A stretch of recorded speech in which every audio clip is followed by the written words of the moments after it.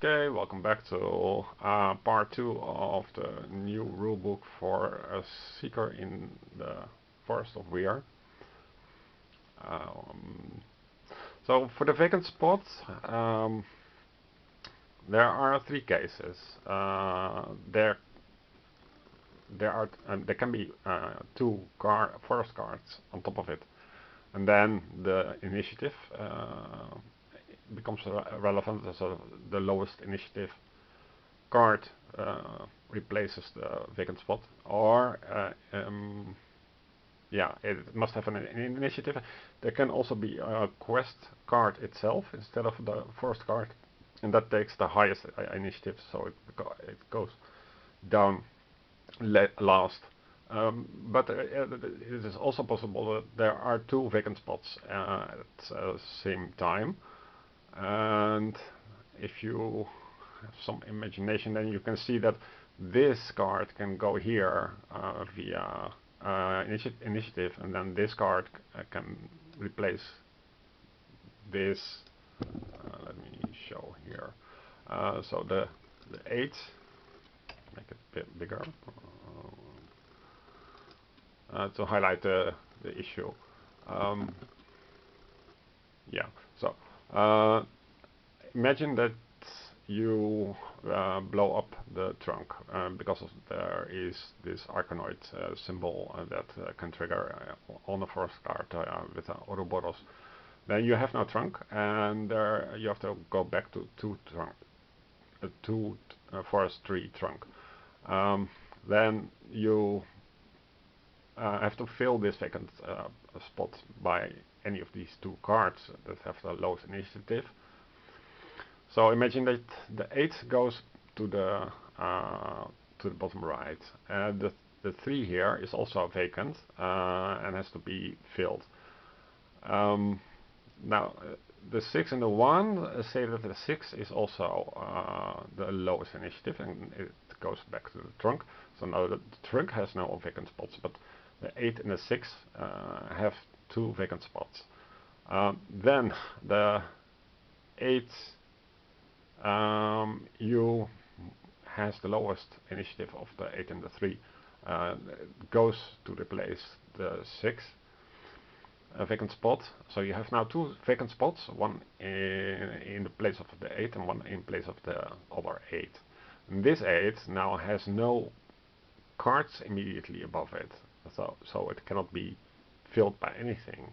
And that part is missed by Todd and most other people. The first thing is that you have a freedom to select if there are two or more vacant spots, which one to resolve, and if you cannot fill up the vacant spot with a card, then you have to proceed with the other vacant spot to resolve first. But you have to resolve them all, of course. So this one will be filled by trickling down from the forest deck. It was also a very strange term by Todd Senners. Not really sure what it was called. Yeah, stage deck. I mean, you're not on stage. This is not Shakespeare. Call it what it is, and it is a forest deck. Granted, it has in the bottom part some quest cards, but yeah, it's so eventually it will get filled. Okay, then we have so yeah, for the bottom row must always have at least one card, and they represent thematically the seeker, what the seeker sees. So the seeker can select the next forest zones for him to pass through. But yeah, he always has to have at least one card that he can proceed with. Some card effects diminish or increase the trunk size. For the forest card types, I put it here, so there can be no icon, Ouroboros, half moon, white pentagram, or butterfly. Why do you need to use things like Kejul or Meninkainen or whatever? Now the card effect is either immediate or lingering. What I mean by that is that as Todd Sanders designed it, that some cards will instruct you to go to the next. For your, they say something about the next hand that you have. And the thing is that you may not have such a card to where is it? You may not have such a card to remind you. So, especially for failed state effects, the fail states, some are lingering and some are not. So I introduced lingering because that's what it is, lingering effects. And they have a duration of one next turn.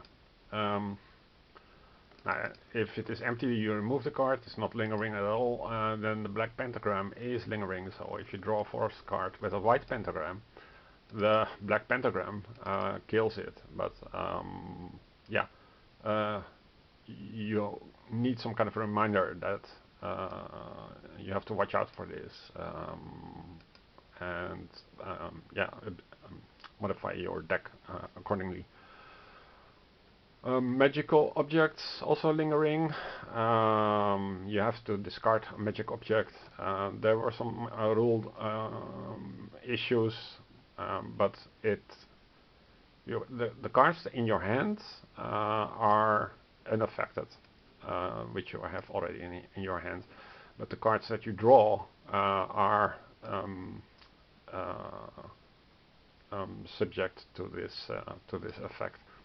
So I put this extra care to clarify this. There is a 3-card stack that is a value 0 card. You discard this card. So to discard is to put in the discard pile, and this half moon value 0 thing is a bad thing. Also the value 0, where is it for the forest? Should be somewhere in the forest card types. Yeah, the half moon here. Dark background, success is removed, fail is discard, but also value 0 cannot be used. So if you have to beat a value 1 with an arrow to the bottom left, you cannot use this card. You have to use another card to defeat that forest, which was unclear in Todd Sanders' rulebook. So I'm overall pretty happy with this. Let's see. Yeah, first, yeah, success state effects. So the success is the left part of the card, bottom left on forest card front, and the failures is the bottom right on the first card front. And this distinction was not present in this rulebook. It has just a bunch of random icons here. This completely unclear when to apply this. Also, this was not very clear. What is the minus X and the plus X? So I made sure to separate it into failure effects and success effects, because these never appear on another part of the card, and this is a failure state, for example. This is also it is a failure effect, so it doesn't affect you immediately, but when you draw a card for your next hand, then so it has some kind of a lingering effect. And the same applies for this. This was also unclear. You will not add a new card to the sequence path for your next turn. The sequence path is the trunk. Just call it fucking trunk.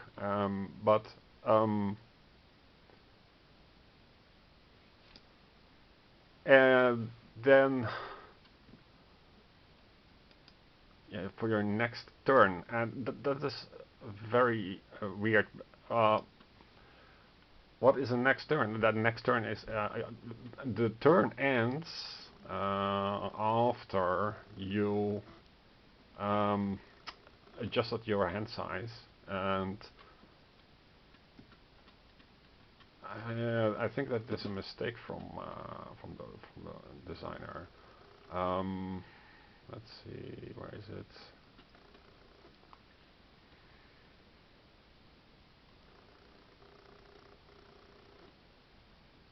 Yeah, here you resolve. So how I understood the rules was you resolve the card effects, then you resolve the card itself. Where does it go? And then you discard any cards that you place from hand, and you must discard from your hands down to 3 cards, and you may discard any other cards from your hand, and this ends your turn. This is at the end of the turn, and this effect to have a trunk of 1 card is for the turn that follows. So I think that is how it works. So you have to keep this in mind, but the trunk may have here 1 card or 2 cards or 3 cards, and all this says is that you will not add a new card to the seeker spot for your next turn. However, the next turn can be that you resolve this Arcanoid thing, so all the cards are gone, and then this makes no sense. So I think this cannot work in conjunction with